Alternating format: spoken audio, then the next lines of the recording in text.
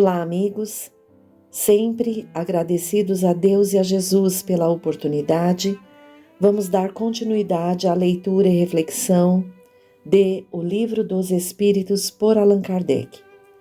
Nós vimos, através da obra traduzida por José Herculano Pires, a introdução feita por esse tradutor, alguns trechos da introdução ao estudo da doutrina espírita, feito também por Kardec.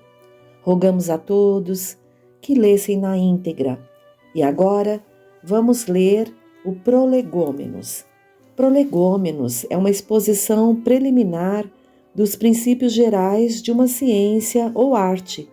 É um prefácio longo, uma introdução geral da obra. Esse termo deriva do vocábulo grego que podemos traduzir como preâmbulos.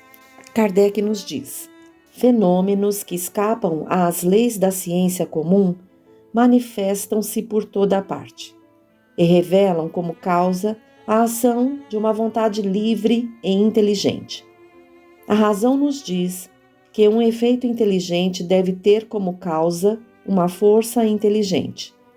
E os fatos provaram que essa força pode entrar em comunicação com os homens através de sinais materiais. Essa força, interrogada sobre sua natureza, declarou pertencer ao mundo dos seres espirituais que se despojaram do envoltório corporal do homem. Desta maneira é que foi revelada a doutrina dos espíritos. As comunicações entre o mundo espírita e o mundo corpóreo pertencem à natureza e não constituem nenhum fato sobrenatural. É por isso que encontramos os seus traços entre todos os povos e em todas as épocas. Hoje elas são gerais e evidentes por todo o mundo. Os espíritos anunciam que os tempos marcados pela providência para uma manifestação universal estão chegados e que, sendo os ministros de Deus e os agentes da sua vontade, cabe-lhes a missão de instruir e esclarecer os homens, abrindo uma nova era para a regeneração da humanidade. Este livro é o compêndio dos seus ensinamentos. Foi escrito por ordem e sob ditado dos espíritos superiores para estabelecer os fundamentos de uma filosofia racional, livre dos prejuízos do espírito de sistema. Nada contém que não seja a expressão de seu pensamento e não tenha sofrido o seu controle. A ordem e a distribuição metódica das matérias, assim como as notas e a forma de algumas partes da redação, constituem a única obra daquele que recebeu a missão de o publicar. No número dos espíritos que concorreram para a realização desta obra, há muitos que viveram em diferentes épocas na terra, onde pregaram e praticaram a virtude e a sabedoria. Outros não pertencem, por seus nomes, a nenhum personagem de que a história tenha guardado a memória, mas a sua elevação é atestada pela pureza de sua doutrina e pela união com que os trazem nomes venerados. Eis os termos em que nos deram por escrito e por meio de muitos médiuns a missão de escrever este livro. Vejam, amigos, que Kardec aqui deixa claro os objetivos, da doutrina, como ela foi ali codificada, que ele foi o instrumento abençoado e escolhido por Deus para trazer esta nova codificação, este novo código de conduta neste tempo especial que a humanidade terrena está vivenciando, que é o período de transição, para que o planeta passe de uma condição de prova e expiação para uma condição de regeneração. Para isso é necessário que a humanidade se transforme e o Consolador prometido por Jesus, a terceira revelação, é o que vai auxiliar essa transformação. Kardec, o codificador, compartilha conosco então agora a mensagem que os espíritos responsáveis por toda esta obra, pelo conteúdo desta obra, trouxeram a este grande trabalhador do Cristo. Vamos ver, abre aspas. Ocupa-te com zelo e perseverança do trabalho que empreendestes com o nosso concurso, porque esse trabalho é nosso. Nele pusemos as bases do novo edifício que se eleva e um dia deverá reunir todos os homens num mesmo sentimento de amor e caridade. Mas, antes de o divulgares, reveloemos juntos, a fim de controlar todos os detalhes. Estaremos contigo sempre que o pedires para te ajudar nos demais trabalhos, porque esta não é mais do que uma parte da missão que te foi confiada e que um de nós já te revelou. Entre os ensinamentos que te são dados, há alguns que deve guardar somente para ti, até nova ordem. Avisaremos quando chegar o momento de os publicar. Enquanto isso, medita-os, a fim de estares pronto quando te avisarmos. Porás no cabeçalho do livro o ramo de parreira que te desenhamos, porque é ele o emblema do trabalho do Criador. Todos os princípios materiais que podem melhor representar o corpo e o espírito, nele se encontram reunidos. O corpo é o ramo, o espírito é a seiva, a alma ou espírito ligado à matéria é o bago. O homem, que intensencia o espírito pelo trabalho, e tu sabes que não é senão pelo trabalho do corpo que o espírito adquire conhecimentos. Não te deixes desencorajar pela crítica. Encontrarás contraditores encarniçados, sobretudo entre as pessoas interessadas em trapaças.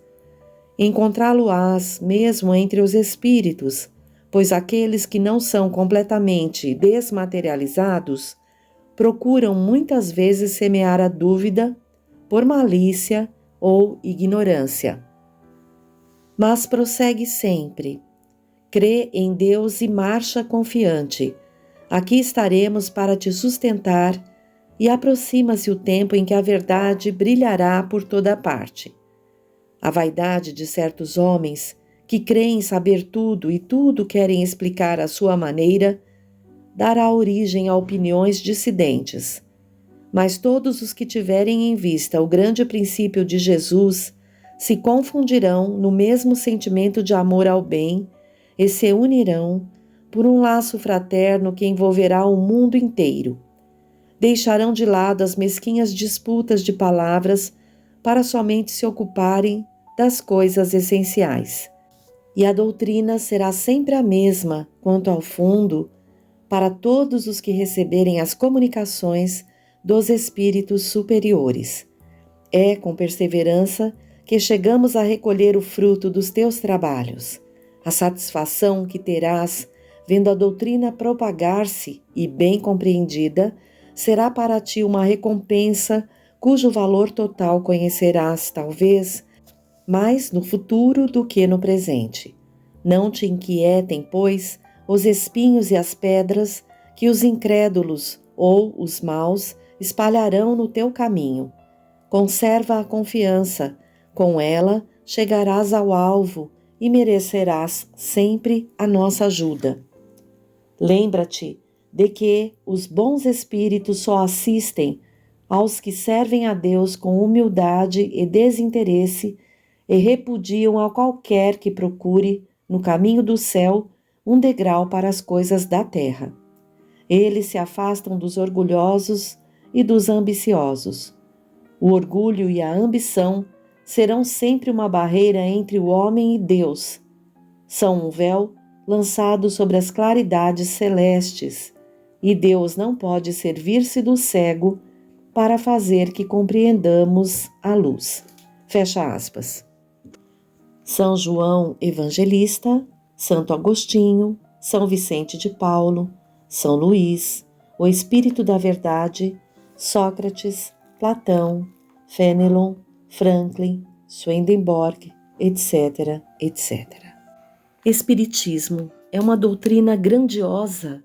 Não temos ideia, talvez só daqui a algumas décadas ou séculos compreenderemos o tesouro que chegou às nossas mãos.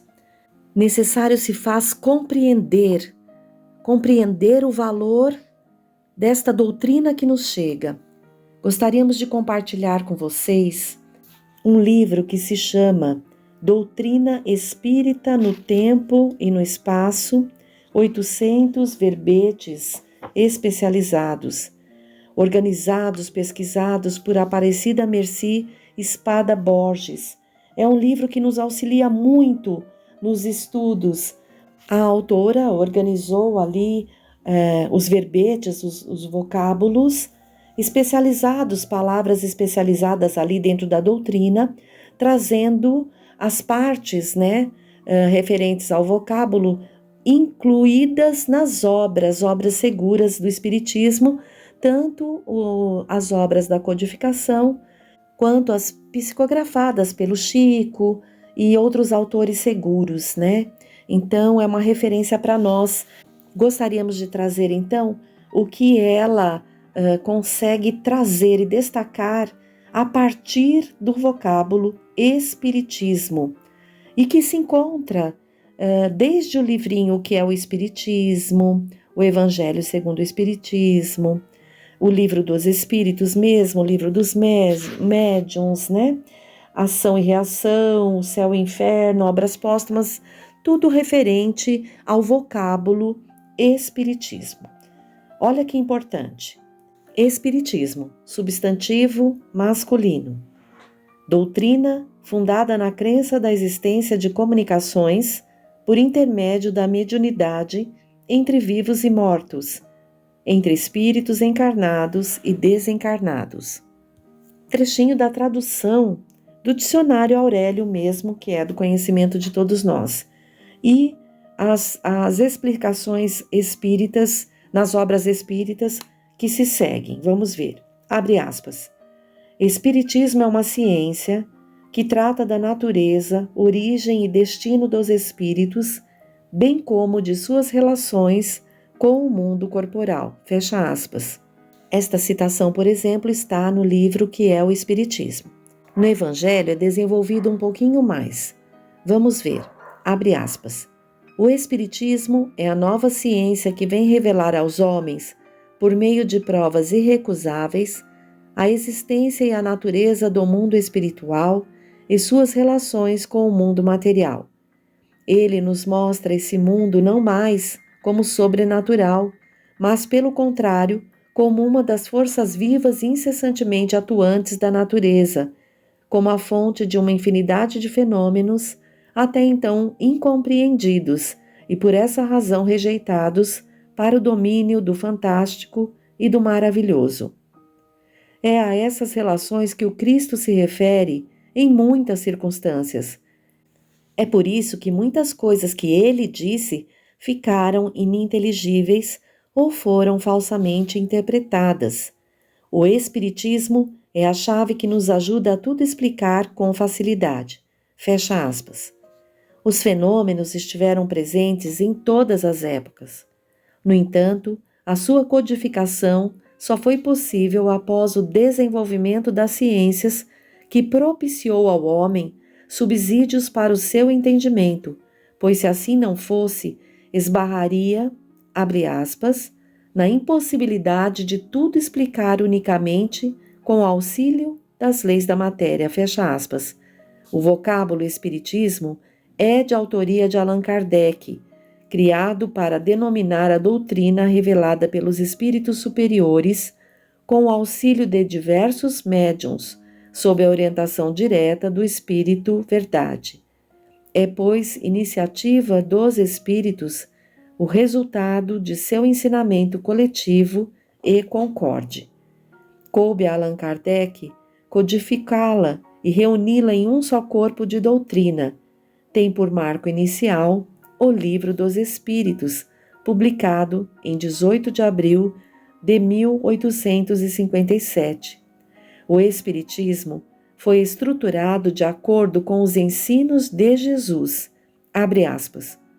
O que os ensinamentos dos Espíritos acrescentam à moral de Cristo é o conhecimento dos princípios que unem os mortos aos vivos, os quais completam as noções vagas sobre a alma, seu passado e seu futuro, com o que, por sanção à sua doutrina, dão as próprias leis da natureza. Com o auxílio das novas luzes trazidas pelo Espiritismo e pelos Espíritos, o homem compreende a solidariedade que une todos os seres. A caridade e a fraternidade tornam-se uma necessidade social. Ele faz por convicção o que não fazia senão por dever e o faz melhor. Fecha aspas. De um outro trecho, abre aspas. Por sua natureza, a revelação espírita possui um duplo caráter. Ela participa ao mesmo tempo da revelação divina e da revelação científica. O que caracteriza a revelação espírita é que sua origem é divina, que a iniciativa pertence aos espíritos e que a sua elaboração é o resultado do trabalho do homem. Fecha aspas. São trechos da Gênese. Mais à frente nos diz: a doutrina espírita tem por princípios básicos a existência de Deus, a imortalidade da alma, a reencarnação, a vida futura, as penas e recompensas futuras e não eternas, a comunicabilidade com os espíritos, a evolução. Traz por lema, abre aspas, fora da caridade não há salvação, fecha aspas. Tem por finalidade a transformação moral do homem, visando a própria felicidade. Apresenta aspecto tríplice, filosófico, científico e religioso. Explica e desenvolve o Evangelho de Jesus em toda a sua pureza, consola, orienta, esclarece. Luz que dissipou as trevas do materialismo, o Espiritismo mostra ao homem, abre aspas, os seus deveres para com Deus, para com a sociedade e para consigo mesmo.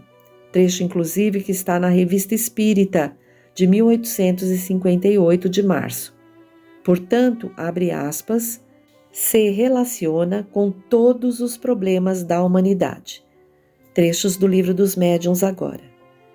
Abre aspas, o Espiritismo, que toca nas mais graves questões da filosofia, em todos os setores de ordem social, que abrange ao mesmo tempo o homem físico e o homem moral, é em si mesmo toda uma ciência, toda uma filosofia que não pode ser adquirida em apenas algumas horas. O codificador deixa claro, abre aspas, a única garantia segura do ensino dos espíritos está na concordância das revelações feitas espontaneamente através de um grande número de médiuns estranhos uns aos outros e em diversos lugares. Em André Luiz, na obra Ação e Reação, há um trecho que nos diz, abre aspas, a doutrina espírita, revivendo o Evangelho do Senhor, é facho resplendente da estrada evolutiva, ajudando-nos a regenerar o próprio destino para a edificação da felicidade geral. Fecha aspas. E mais à frente, compartilha. Eis o que afirmam a respeito os espíritos luminares. Isso já está em obras póstumas, no trecho Imitação do Evangelho. Abre aspas. Aproxima-se a hora em que te será necessário apresentar o Espiritismo qual ele é, mostrando a todos onde se encontra a verdadeira doutrina ensinada pelo Cristo. Aproxima-se a hora em que, à face do céu e da terra, terás de proclamar que o Espiritismo é a única tradição verdadeiramente cristã e a única instituição verdadeiramente divina e humana. Ao te escolherem, os Espíritos conheciam a solidez das tuas convicções e sabiam que a tua fé, qual muro de aço, resistiria a todos os ataques. Fecha aspas. Vejam as palavras, que foram ditas a Allan Kardec. E podemos terminar mais à frente com um trecho que a autora destaca do Evangelho. Abre aspas. Com esta obra, o edifício começa a libertar-se dos seus andaimes e já se lhe pode ver a cúpula desenhar-se no horizonte. Continua, pois, sem impaciência e sem fadiga. O monumento estará pronto na hora determinada. Fecha aspas. E destaca no livro Futuro do Espiritismo. O Espiritismo é chamado a desempenhar imenso papel na Terra. Ele reformará a legislação ainda tão frequentemente contrária às leis divinas, retificará os erros da história, restaurará a religião do Cristo, que se tornou, nas mãos dos padres, objeto de comércio e tráfico vil, instituirá a verdadeira religião, a religião natural, a que parte do coração e vai diretamente a Deus. Extinguirá para sempre o ateísmo e o materialismo. A história da doutrina espírita é, de certo modo, a história do espírito humano.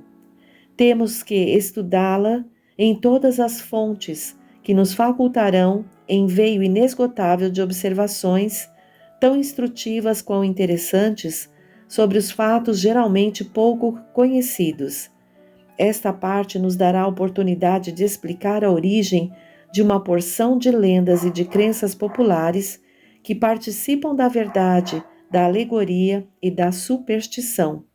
Vejam então, enquanto estas palavras todas aqui organizadas nesse livro, com essa autora, nos auxilia na compreensão e grandeza da doutrina espírita. Então, que a gente possa expandir a nossa mente, a nossa consciência, lendo com muito amor, carinho, refletindo sobre esta doutrina que vai nos auxiliar a dar passo importante na nossa encarnação, nesta encarnação terrena, para o futuro, né? Porque somos todos imortais e estar em contato com essa doutrina será com certeza um marco diante da existência, da vida que Deus nos deu, para que possamos dar passos mais seguros e lúcidos nesta jornada imortal.